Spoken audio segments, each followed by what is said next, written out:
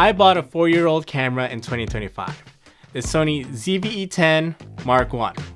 Yeah, the original. And after 30 days of real-world testing, I'm gonna let you know if this was actually worth your money. We're gonna test everything: image quality, overheating, battery life, the works. And stick to the end because I'll have alternatives that you may consider instead. I've used a variety of Sony cameras, from the basic RX point and shoot cameras all the way to some of the best cameras like the FX line. Wow, they really like that X in their camera line. Prior to this camera, I thought the Sony a6400 was the camera for most people to get.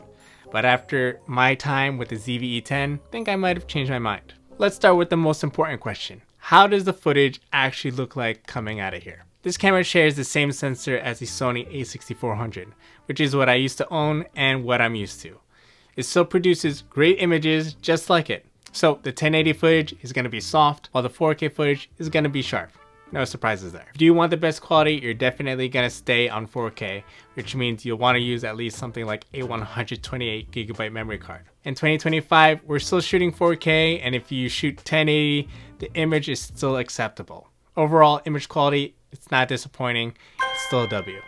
But if you want to film yourself and have stable footage, well, the Sony a6400 didn't have any way to stabilize the footage unless it was in post and you kept everything steady, you have a gimbal, or you have stabilized lenses. If you're planning to vlog yourself though and walk around with this thing pointed at your face, you've got bad news.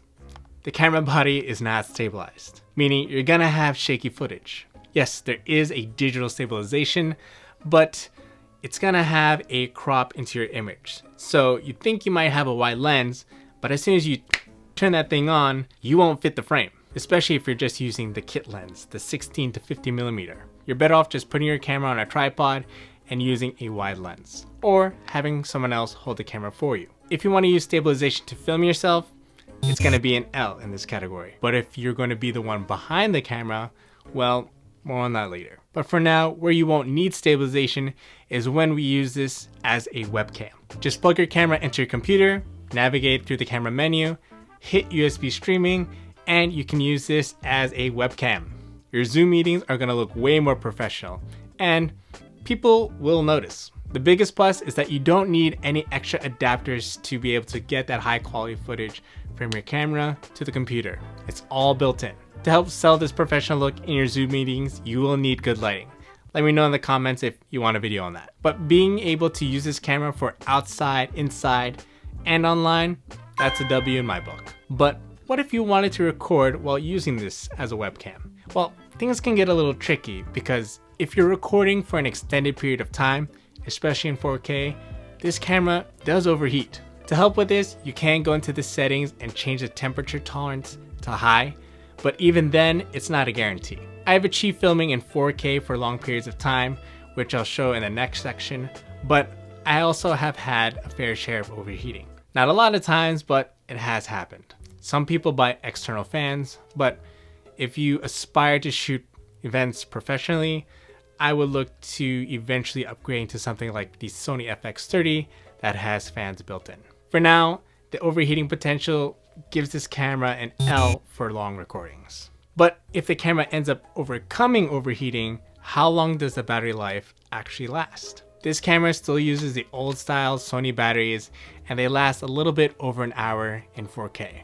Overall, to carry all those extra batteries, it's just not a pleasant experience. Otherwise, here are my record times with different settings. Alternatively, you can have a power bank or a power adapter plugged into your camera, or use a dummy battery for longer record sessions, like for batch recording and streaming, but that's just something you need to factor into when purchasing a camera like this. I tried to do a video call with 50% of battery life while still being plugged into my computer, and it gave out after an hour, and I had to replace the battery. Even despite this, I'd still give the battery life an L for an all-day video shoot. With this camera, extra batteries is a non-negotiable. Now that we got our battery situation figured out, I have to give this camera its flowers for its next ergonomic feature, the flip screen. Now that may not seem as innovative when it compared to all the other cameras that Sony's releasing today, but back then the Sony a6400 was the only other camera released beside this, or close to it. The screen on that camera only flipped out over the top, not to the side like this one.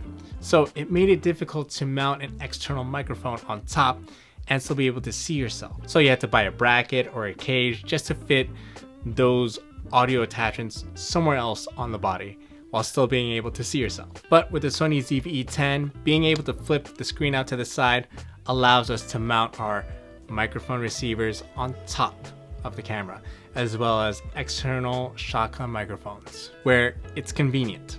In-camera microphones are never going to be as great.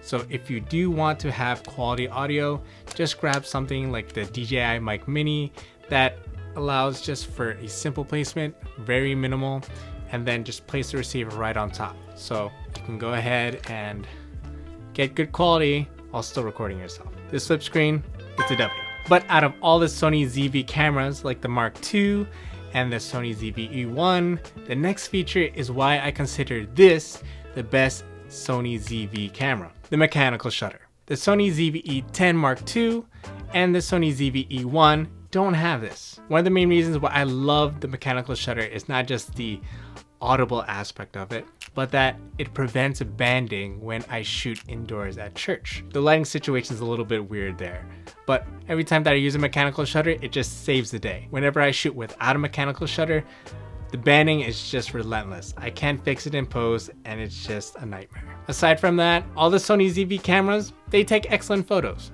Especially this one. It's already got 24.2 megapixels, which is plenty for anybody who still uses this camera for stills. I have no complaints about it. It's a W for video and it's a W for stills. But I do recommend for beginners who decide to take photography a little bit more seriously or to try to take it more creatively is to shoot in RAW and JPEG. When you're done with your photo shoot, you can go ahead and load your RAW files into Adobe Lightroom or anything like that and be able to play with the exposure, play with the colors, and just be able to maximize the data that comes from your image. But if you're not a fan of doing a lot of work in post, then this built-in video feature is another reason that makes this camera relevant today. S&Q mode. S&Q stands for slow and quick.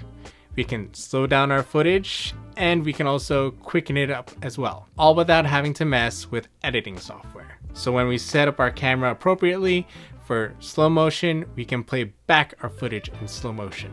So you don't have to go ahead and load it into your laptop and do all that manual work. And we can also do the same for quick motion, where it would give us kind of like a time-lapse kind of feel. And these would all come out in video format. Now, although this camera is not the greatest when it comes to stabilization, when we point the camera at ourselves, we're able to get much better slow motion footage when we combine S&Q mode with the digital stabilization built into this camera. Just have your 2 to 3 points of contact, enable your digital stabilization mode, have S&Q mode on, point, hit record, and just get your shot. This, without a doubt, is a W. But if you want the extra goodness to make your footage look cinematic, then you have to consider picture profiles. They didn't hold back on image quality, but at the same time, they did not hold back when it comes to giving you more playroom when using things like S-Log3, S-Log2, HLG, and more. So when you use picture profiles, it's capturing a flat looking image straight out of camera. So when you look through the playback, it's gonna look weird. It helps to enable what they call gamma assist mode. So when you take your flat looking image into your editing software, you can do things like color correcting and color grading to really bring out a more unique look out of your footage that your default image can't offer.